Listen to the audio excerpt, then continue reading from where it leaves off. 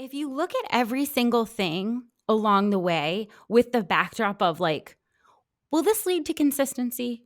Yeah. It changes the game, It really does. because yeah. when you look at a trainer that's just giving you like annihilating you with every workout, right? Or you look at it and you go, is this sustainable? Is this going to be consistent? The answer is so clear. When a trainer says to you, like, I can get you to lose 20 pounds in your first 3 weeks. It's like, is that going to be sustainable? Does that sound consistent? Like, all of the answers are right there if the backdrop is always, I'm going to do this forever. Hi, guys, and welcome back to the Thick Thighs Save Lives podcast. I'm Rachel. Hi, Rachel. I'm Kelsea. You like my new, peppy step in my voice for 2023? I really love it. It really welcomes back with such charm. Such charm you have over there. I get a charm factor that can't be beat. You know what I'm saying? I do. How is being around people with not our accent? Is it weird? It's weird. Make it weird? So it's different because I think, I never notice, every time I'm around, I never notice any accent other than, I never notice any accent around here. I definitely notice, all of the, Southern, anytime I go anywhere else, I notice it, but I never notice that I have an accent until someone points it out. And then I become, a bit self-conscious. And then I'm like, whoa, that was just that one word. I try and justify it in a way of well, it's not really there. That was just that one time. Well, here's the thing that happens when you're getting into a conversation with someone and you're talking about something completely different, and then they answer with, so where are you from? Yes. No. Whatever words were coming out in the Boston accent, and they didn't respond appropriately. They were so distracted. Yeah. Where have all the R's gone? Where have all the R's gone? No, yeah, definitely, because then I kind of get derailed from where what I'm talking about here. They got derailed too, because who can concentrate when half the words are missing a letter? It's true. I do like it though. I think that something that I think that I may have picked up on. I think people in the South are a little bit happier. Maybe it's just this time of year, but they definitely are a little happier. Just living in the sunshine, I guess. Is that friendlier, happier, less one of the things that I have whittled it down to as far as what makes us up here in the Northeast is the rushing factor. It obviously there's a harshness that is just, it can't be beat. And then there's, the R's of runaway. But I think that one of the things that makes us seem sort of unfriendly is that everything is for time. Yeah. And we are in an extreme amount of haste. And some people take that as efficiency, and some people take that as rudeness. I don't know that it's either. I definitely think it's I don't like when that gets classified as rude, because I like efficiency. Who doesn't like efficiency? Yeah, well, when you're trying to be efficient, you tend to rush people a little bit and seem impatient. And I think that I definitely I have a light way about me, I think. And I know that even I seem a bit impatient. And I'll give you an example. I joined a CrossFit gym down south. And I was really and I never want to say put off. I I was on my heels and one of my first classes there because I was like, well, how long? They were like, well, we're just gonna start warming up and blah blah blah. And I was like, oh, okay, cool. How long is that? And then what time do we start our strength? And I wanted to know like the exact plan. And because I was just trying to figure out like my jumps. Well, when you're done. And I was like, well, what time is everybody? Is that 6:05? Or like what time do you plan on starting the workout? I'll work backwards from there. And it's like it's just kind of, And I was like, I don't know. No, I don't. No. 6:04 then? Yeah. 6:03 and 30 seconds. Yes. I was like, do we have 15 to 20 minutes to do the strength? Like what? When you're done, 5 sets. I was like, I need a little outline. I need a little more of an outline here. But I do enjoy, I think it's really important for people to spend time away from people you're typically around and being exposed to a different pace and a different kind of way of doing things. And I have noticed that like I have come off rude when I'm trying to do something when I feel like I'm in between sets. And I actually caught it on video one time. I was like going to get some chalk out of a bucket and one of the guys was in between sets. He came over and he kind of made a joke with me and you could see it, him laughing on the video and me just like looking up and walking back to my bar. And I did not mean to be rude at all. I was thinking about the number of sets that I had to do. And it wasn't until after that someone else made a comment about it. I was like, don't talk to her while she's doing she's not going to talk back. And I was like, oh, I honestly didn't notice you there. I mean, traveling is always good for growth. It's always, even if you decide like, listen, I'm happy with my current level of efficiency and my current level of haste and like it makes me feel comfortable and I'm fine with it. It's still really good for growth to be around other types of people that can remind you that your way is not the only way. Yeah. And I think it's good reminders. And I also have a theory that like you can just do everything slower when it's warmer because the heat sort of makes you move slower.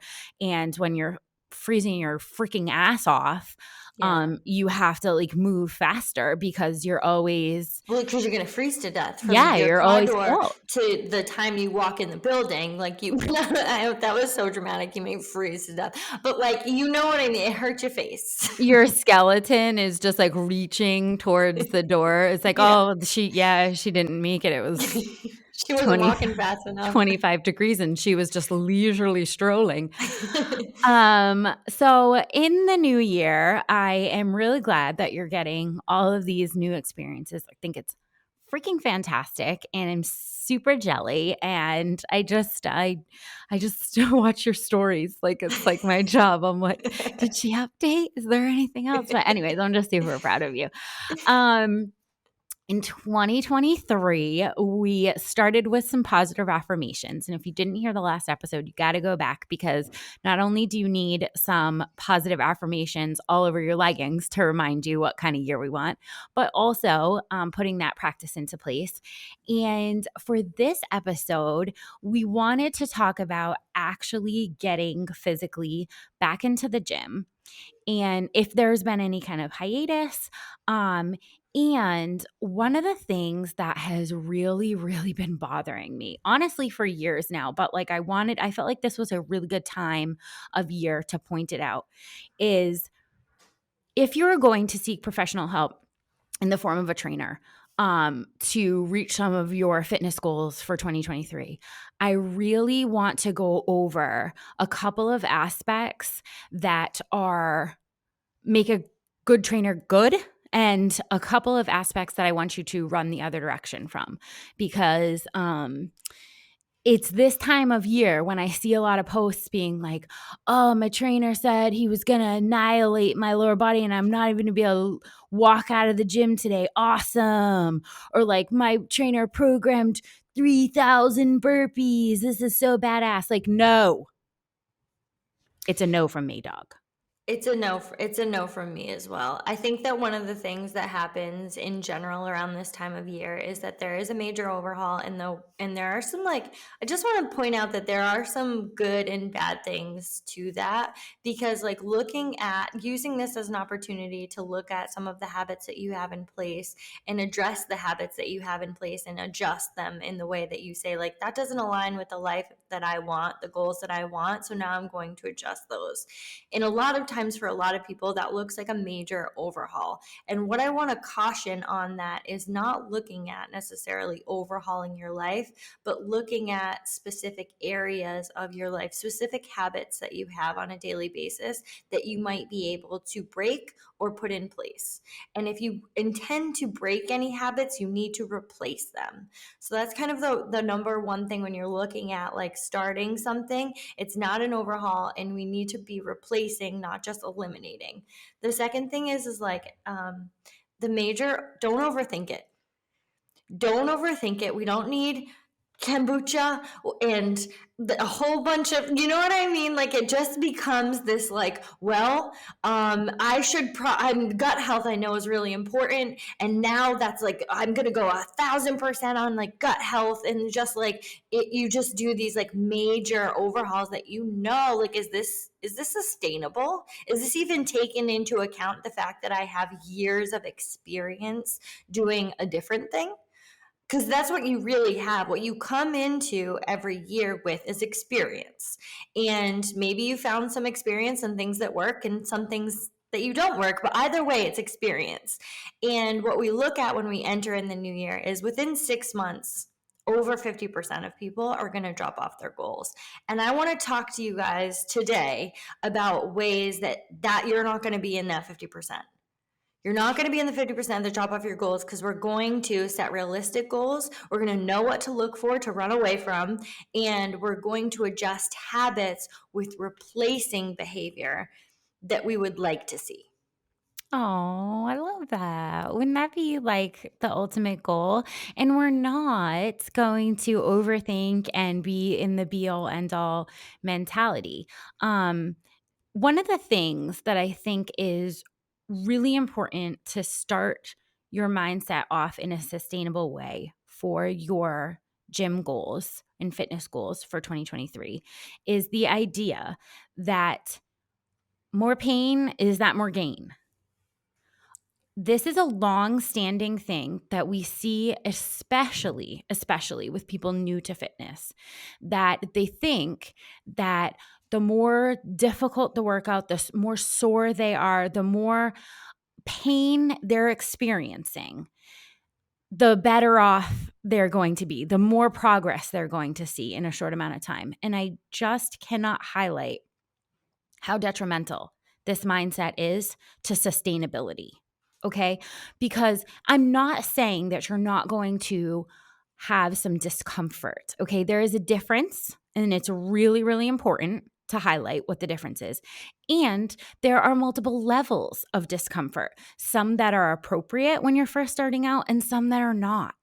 And I really want to highlight the fact that the best way to make it beyond the people who are going to be done in the first 7 weeks of the year, the people who are going to be done 6 months in, the best way to make it past there is to set goals that are sustainable in the way that you are experiencing discomfort in the way that you can grow, but not so much that you are not able to go back the next day. Yeah. And I just want to say I get it, because this happens not even if you're just new to the gym or if you've taken some time off between, like, you haven't been able to get to the gym, the holidays have gotten your way, you come back and you look at, some type of restart back at the gym, and you're excited and you're motivated, and that can kind of get carried away with some of your first time back. And we'll talk about ego a little bit, because there's a couple different egos that are always going to come into play when we're talking about our goals. And it could be your own, or it could be your trainer's. And it really shouldn't be your trainer's, because you get enough of your own going on, because you want to see results, and you want to see results fast. And the reality of the situation is, if you want to see results, you need to let go of fast.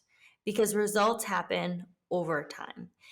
And when we come back into the gym, and I literally just experienced this with my man friend who took a very long time off from the gym and wanted to come back and do one of our TTSL workouts with me. And that was one of our ebook workouts, slow equipment, just dumbbells, just saying. And so I said, like, okay, we're going to do this workout, had single arm thrusters in it. And, I got him a dumbbell and me a dumbbell. Now, the dumbbell that I'm using is obviously much heavier. I'm used to that dumbbell. I use it all the time. I got him a lighter dumbbell. The point of that is because you don't want to die here. This is your first day back. You're starting to move. You're starting to get back into any type of squats, overhead presses, getting to the ground, getting back up. Now, this was a 6-minute workout. So you'd think that like, well, whatever, it's 6 minutes. Okay, if you say that, this must be our first time together because that is definitely a difficult workout. And the thing that you're doing, if you just kill yourself on day one, on week one, on whatever, where you're getting incredibly sore, even if you say, well, I can push through this and I have done it, I get through another week, what you're programming in your mind is a deterrent. You're programming so much of a deterrent in there that you're less likely to when you get to the place where motivation has faded, because it's not an if, it's when you get to the place where motivation has faded. You have this deterrent in there that has said, this is pain, this is long, this is a big to do, it hangs over my head. Where if we set it up in a way that you're not spending necessarily 2 hours in the gym every day, you're not spending an exorbitant amount of time, you're not in an exorbitant amount of pain, and it's not affecting the rest of your life negatively, then we are creating a positive response so that when motivation fades, you have that to back you up. Which, I mean, your brain is going to go for that, even if it's subconsciously, every single time. If you make it a miserable experience where you can't walk down the stairs for a week comfortably, your brain's going to remember that. And the next time that you really don't want to go, your brain's going to remind you, remember that time? And we couldn't even walk down the stairs. And even if it's for you stay in the gym for a long time, and that day that you stay there for a while, it feels good. You're like, you know what? The stove's hot. I'm going to keep cooking. Like, I get it. But the fact is like, you have to give yourself a cutoff, because like in the long run, it might be a feel good right then, but in the long run, that's going to come back and bite you. So a couple of tips, if you're getting back to the gym and you have seen this road before where you may have gone back and, gone too hard in the beginning and then had to take another long hiatus to recover. Or if, you just kind of get ahead of yourself and you're not sure how to properly scale because like previously, I used to back squat this, so I'm going to go in with that, right? Here we go with the ego again. So if you're fired up to just crush all the workouts because it's January and you really want to get back and it's a place that you enjoy, how about this? Your first 2 weeks, set a time limit for yourself. So what I would suggest, if you're coming back after a long hiatus and you haven't worked out in months, say to yourself, I'm going to set a timer for 30 minutes. When the 30 minutes is up, I'm going to be done here, because I know that I'm a person that tends to be like, well, like you said, like the oven's hot, so I'm going to keep cooking. Like, no. Set the limit, do what you can do in the 30 minutes, and then say, okay, I'm going to spend the rest of the time stretching and I'm done with the weights, even though it feels great right now, because I know that I want this to be a sustainable thing. The other thing is that you can definitely throw out whoever you were prior to your hiatus. It's not relevant. It doesn't matter. What you could do then is not what you can do now. And it's not a thing to feel ashamed of. Because if you think about other areas of your life, there are things then when you were squatting 185 for reps that you couldn't do now that you now can. So it's irrelevant. It doesn't matter. The person that you are today and the body that you arrive in is going to be different. if you have taken time off. So don't start getting back to old numbers. That's just going to lead to A, it could be even worse, could be injury, or B, you being so sore that there's another long hiatus. So just accept the fact that you need to toss your ego out, and whatever numbers that you're used to seeing for dumbbells or back squats or whatever the movement is, we are going to listen to who we are today and back that off at least 50%. Yeah. I mean, I love this idea of not looking back, and I like to bring it up every new year, because we do this in several aspects of our life, whether we're looking at past numbers, past fitness, past pant sizes, a past weight. I want to weigh what I did pre-baby, high school, which I hope we're done saying the child weights. I hope we're done saying that, but I just want to say it one more time. Like, we're not weighing what we did when we were children,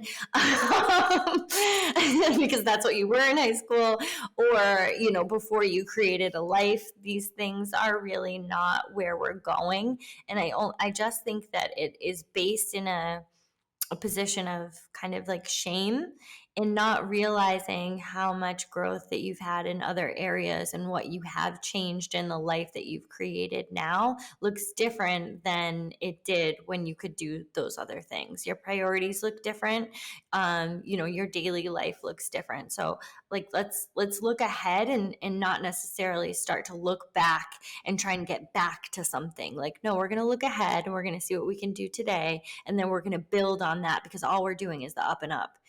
And guys, failure, can we just insert failure here for a second? Failure is an opportunity for growth. You are not failing if you miss a day, if you, did one of these things and you got really sore and you're like, oops, I did the thing, guys. Now I'm done for the next 6 months. No, like, take rest, come back in, use the advice that you have, and move forward from there, because failure is always an opportunity for growth. And every time we fail, we only look at, well, what am I going to do to succeed? It's not even necessarily a failure. And now, if you are looking for professional help, you're getting a trainer, we want to tell you some things that you really need to run the other way if you start hearing. Now, there's this like culture about like things have to be hard for them to be successful, and I'm not saying there that you are not looking to be uncomfortable, because growth only happens when you are uncomfortable. Like, same thing in conversation, same thing when you're trying something new, you're going to be a little bit uncomfortable. What we're not specifically seeking out, though, is pain.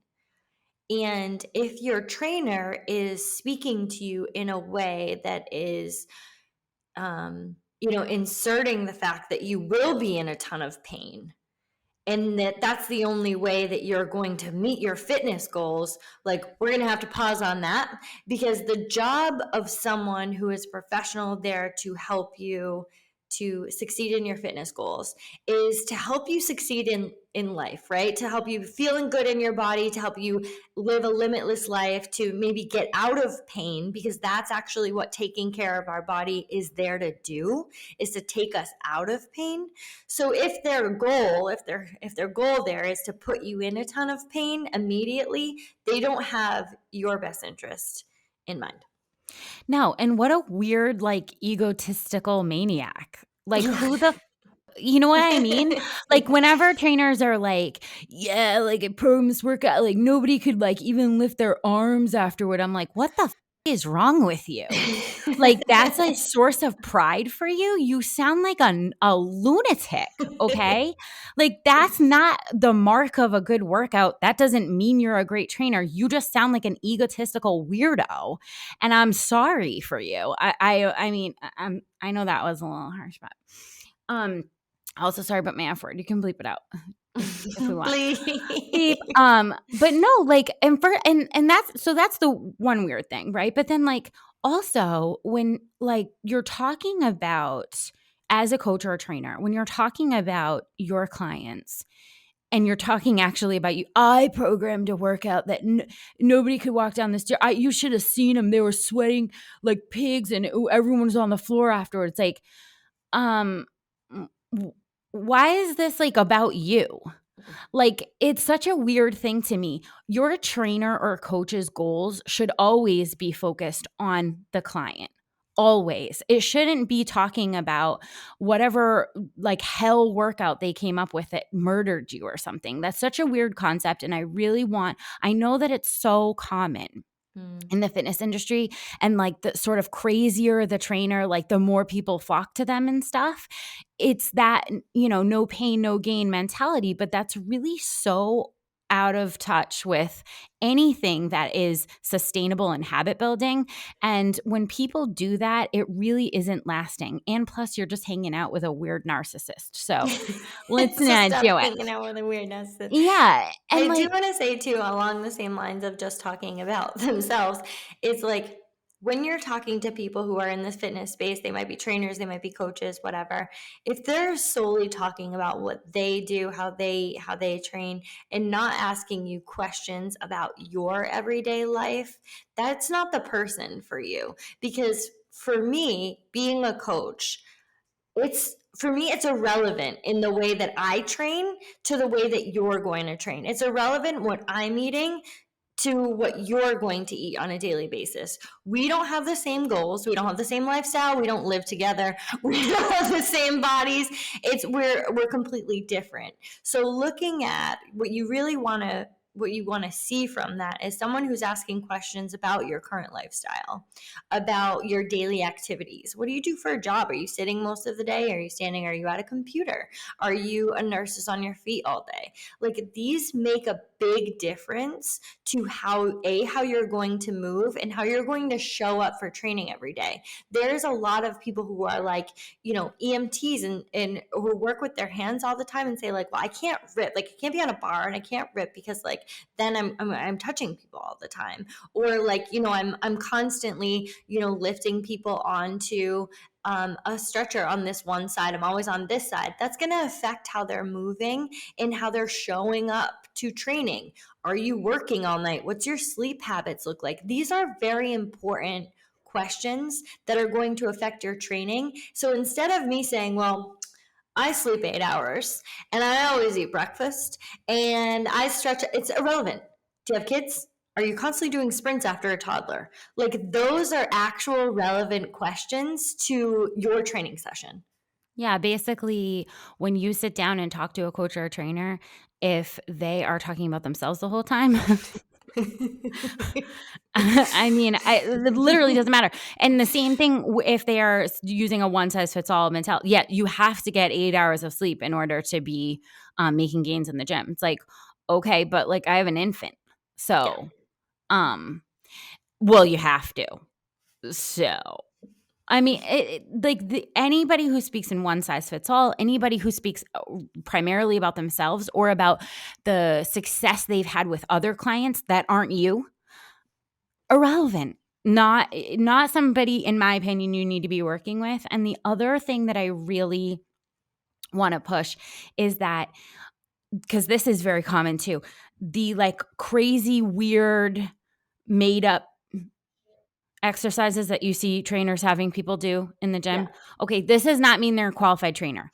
This does not mean because they're having you squat on a Bosu ball while you have a dumbbell over your head while you're reciting the Pledge of Allegiance. That doesn't mean that they're experienced and then know what they're doing. They're just making it up, okay?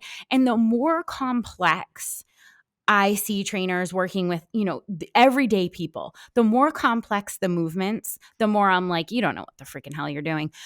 That most people, the vast majority of people, would benefit from compound movements, ones that are functional, and these flashy weird things that are just designed to make you soar in weird places and like, get you on Instagram. Look at this. I can drink a glass of water while doing a bicep curl while doing a pistol. Like, no, that doesn't mean it's a good movement just because it's complex.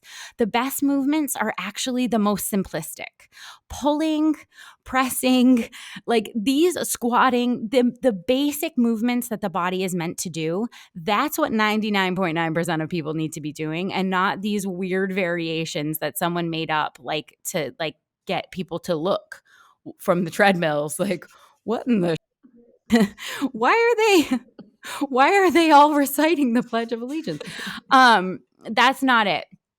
And lastly, I really want people to recognize the way that your trainer is trying to motivate you. Because first of all, I recognize that we are all very different human beings. We all get motivated by different things. And a trainer's job, literally a coach's job, is to find what makes you tick and motivate you appropriately. It is not to just scream in your face and say, like, isn't this motivating? Like, no, no.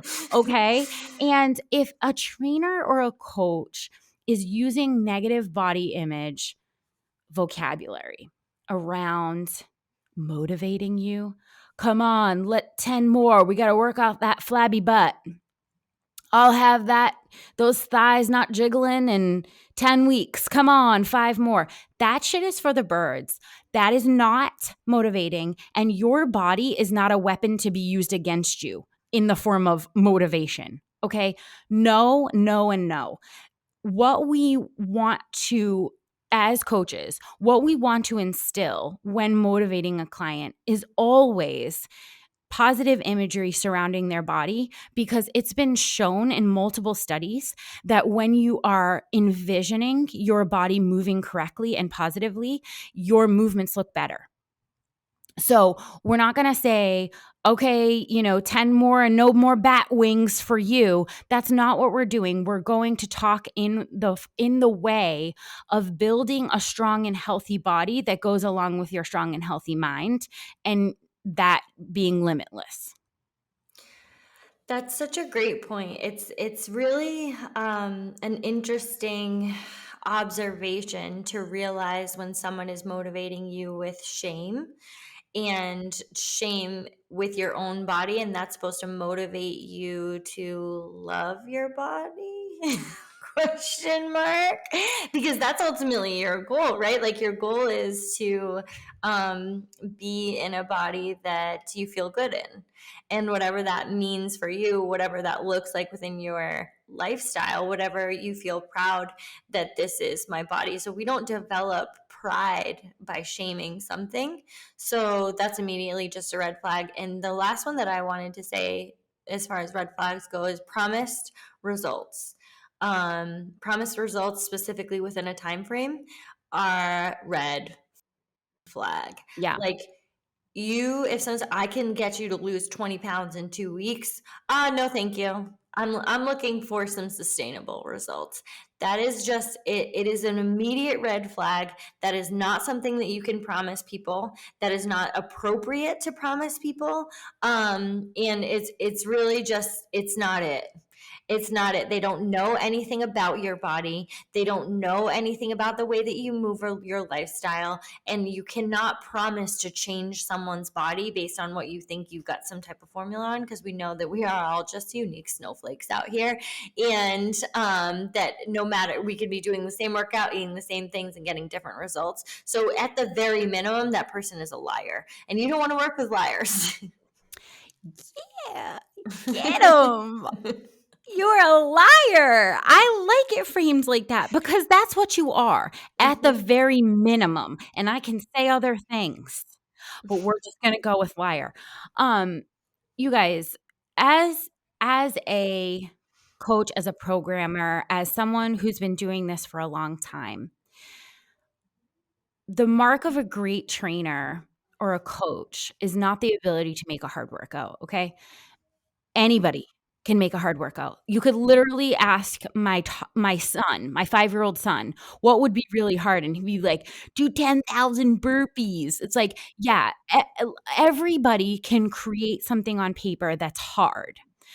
What we want to look for is someone who is taking the big picture of your goals in mind. That's a true professional. Working macro cycles for looking at the entire year of what your fitness is going to look like, mesocycles to optimize those results, paying attention to SRA curves, which is like stimulus, recover, adapt, those kinds, that whole formula cannot be accomplished with like, I made you another hard workout today. Like, and we did a hard workout yesterday. Aren't you feeling great? Like, no. There is so many nuances to great programming. And that's why I really, I say this a lot, that I feel like, you don't cut your own hair, you don't do your own dentistry. It's really, really important when you're talking about your programming that you're not just kind of willy-nilly creating it for yourself. I understand that that is how some people do it, and that's fine. I do want to just highlight the importance of professionals, but also there are really great hairstylists and there are really not. Then sometimes you leave, Looking like a mushroom. Okay. So like same thing with trainers. And like if they don't take into account these things, if it's just all about like screaming in your face and making the hardest workouts possible, this is not a recipe for success. I promise you that there is so many things that great trainers take into account other than how can I make the hardest workout ever so that everybody like talks about it and I get more clients. It's just it's so nuanced. So I wanted to highlight that because I feel like, a lot of people don't understand, and why would they, right? I don't understand dentistry. Exactly. Why would you? You don't need to, but it's a hard thing because it's one of those things that we're all doing. We're all living in bodies. So it's one of the things that is hard to pick out. But honestly, when you look at it from the perspective of like there are good and bad people in every profession, and it's honestly my job to figure out which one is not for me, which one is not the ideal, who's the bad dentist in the room, and I'm not going to go see them. And it's hard to figure that out, but honestly, when you have just the baseline of like, we're not going to overcomplicate this, we're going to look for some of these red flags, then you can kind of base your decision moving forward on things like that. It will help you along the way. Yeah. Give you those. Honestly, if you look at every single thing along the way with the backdrop of like, will this lead to consistency? Yeah. It changes the game, It really does. because Yeah. when you look at like a trainer that's just giving you like extremely like annihilating you with every workout, right? Or you look at it and you go, is this sustainable? Is this going to be consistent? The answer is so clear. When a trainer says to you, like, I can get you to lose 20 pounds in your first 3 weeks. It's like, is that going to be sustainable? Does that sound consistent? Like all of the answers are right there. If the backdrop is always, I'm going to do this forever. Yeah. I want to do this forever. I want to do this for the rest of my life in some way, shape, or form. And that's why, I always highlight the fact that like when you're going to start, you don't want to sign up for something you hate, right? I see a lot of people and they're like, I really hate running. So for the new year, I'm going to start a couch to 5K. I'm like, what now? But Did you say you hate did you say you running? hate running? Why? And I'm not, listen, we want to do things outside our comfort zone. We Yeah. want to be Because you can't uncomfortable. find out if you hate it, right? Like there are some things that I No. initially thought that I did not like at all. And I was like, I'll try this out. And I was like, not so bad. And maybe I'll try again. And maybe I'll try this out. I totally encourage trying out different ways to fitness, different ways to move your body, subbing in as you go, different ways to move your body. Like I realized like living in a warmer climate, like I really like to ride a bike. Like I just like to be outside.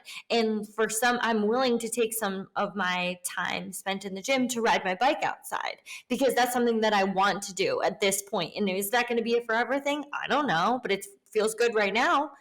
Okay, but I'm going to tell mom if you're not wearing your helmet. So I will I tell do. her. I do want to say some different things when it comes to recovery, though, because I think that when we are entering back into the gym and we are expecting to be a certain amount of sore, and we think that that's how everyone's kind of feeling all the time, and are you going to be sore? The answer is yes. But is soreness completely out of your control? The answer is no. It's absolutely not. And when you put some pieces in place to limit the amount of soreness that you have, you're also taking care of your body. So the idea here is to take care of our body as a whole package, not just beat it down and not build it back up. So when you're putting in some of those recovery pieces, what I want you to think about is if you're feeling particularly sore, number one, are you drinking any water? Have you drinking any water today? How much have you drinking? And think about the fact that if you've just started back at the gym and you're sweating more, you're losing more of your more liquids in your body, and your muscles are working harder. They need more water. They're shriveling up little raisins if you don't give them water. And raisins are painful. We want them to be a grape. Okay? Nice You and want to plump. keep nice and plump, and you want to keep filling them with water. Water throughout the day. Another thing is, and I'm going to say this until I'm blue in the face and I just don't care. Are you eating enough protein, women? Women, this is what you do. Let me tell you this. I'm going to tell you this straight up. Every New Year's, everyone goes like this. I'm going to hit the gym really hard and I'm going to lower my caloric intake. Those two No, things together. please, no, please, no. No, you're going to increase your expenditure of energy and decrease your intake. The answer to that is no. There's no Okay? gains behind that. There's no gains. That you're working in the negative. Yeah, and we know what happens when we feed our body correctly, when we know what happens when we feed our muscles correctly, increase in muscles, decrease in body fat percentage. Please listen to the science that is in front of you and stop trying to eat the least amount possible. Women are already not eating enough protein as it is. Now we're not going to again start to decrease the amount that we're eating, and especially when it comes to protein, when that leaves you fuller for longer. So now we're just going to go into, now I'm in a deficit. I'm not feeding my muscles correctly. I'm asking them to work harder, and I'm not giving them any, and now I'm hungry. Now And now you're I'm miserable. wondering That's why what I you are. don't want to go to the gym after a long day of work because I have no energy. And I'm wondering why that is. Where did my motivation go? I'm not eating any food. I'm working out and having way more of an expenditure than I previously did. And I'm so tired. I can't figure this out. Yes, you can. Yeah, and that tired compounds. So you may not feel it within the first couple of days because you're going off of this. Of course you get an increased amount of energy as soon as you start working out. That's proven as well. But if you don't replenish it, you have a delayed effect there when you're just not taking care of your body. So I want to just caution you from the very beginning to, as you're starting to work out more, please do not go into these extreme caloric deficits without looking at the nutrition that you're giving to your body. You need to be drinking a ton of water. You need to be eating a ton of protein. Most women in general just start eating more protein. Just, you know what? I'm looking at the statistics here and it's telling me that you're all not eating enough protein. We have an entire group that carries around little baggies of chicken. Yeah, try to get it in the form of food when you can. Protein shakes, I know that that's a big New Year's thing too. I see that the sales in protein shakes they're very high in January. And it's not a bad thing, but it is definitely something that you want to be focused on in your nutrition before you go to a supplement. So, Absolutely. that's definitely for more optimization. You want to be focused. Little bags of chicken. Little bags of Little chicken. bags of chicken. And also, we're just looking at okay, so you're having a day, you wake up, you're super sore. I'm not going to go to the gym. I'm going to break a habit. Instead of breaking the habit, know that you're going to go there. You're not going to go for long. You're going to do gentle movement. You're still going to move, and it's going to make you feel better in the long run if you just get some movement in. Now, that might look like just going there, getting on the bike, stretching, and that's it. You're not going to lift any weights because you're having a really sore day. What I really want to tell you is don't break the habit. If that is your day that you've said, I'm going to go this amount of days, keep those days and hit it with gentle movement. Like, listen to your body. You know that you're sore. That's totally fine. But there are things that you can do to help that rather than hurt it. Another thing is, once you've gone through your workout, getting on like a bike or a treadmill, some type of flush, a rower, just to get, you're not going hard. You're not going like even 80%. You're going at like 20, 30%, and you're just riding to cool down a little bit. And if you do that right from the beginning, that's going to help you in the long run, because your muscles really need that at the end of a workout. They don't really want to go really hard, stop, and then go into a sedentary state where you're going home, you're going to sit on the couch, whatever. They want some cool down time where you're getting that good flush through. And I can't like stress that enough, because the last thing a lot of people want to do is like, they're just like, I'm done here. I've gotten my hard stuff in, and they're not thinking about the future for what body is going to show up tomorrow. And I'm guilty of this as well. You're just like, I'm done with this day. And sometimes you just are, and you go home and like, don't have any shame about that. But if you have an extra, if you say, not even an extra, if you can program in a 5 minutes at the end to just get a little flush, you're thinking about your body that's going to show up tomorrow. And the tomorrow one is really where the consistency happens and where results happen. Yeah, that's the framework. It's always about what is going to happen tomorrow, because today is great and you showed up today, but we want to maximize the possibility of you showing up again tomorrow. And that is framing everything around that goal. I think it really allows you to A, trust yourself, and B, really surround yourself with knowledgeable people who are going to have your best interest in mind. And if we can do those things, if you are looking to start something and you need some programming, we have so many options for programming with TTSL. If you're looking to get with someone one-on-one, you've got some great guidelines to go on. And if you're going at it alone, you have some really a really good set of rules to kind of hold yourself accountable with the water, with the protein, I'm going to set a timer, with the cool down that I'm going to at least do 3 minutes cooling down before I leave. I have 3 minutes. 3 minutes. These are the things that are everything that is said there is with the backdrop of that same consistency. And that's what it's really going to be about for 2023. This is for the rest of your life. It is.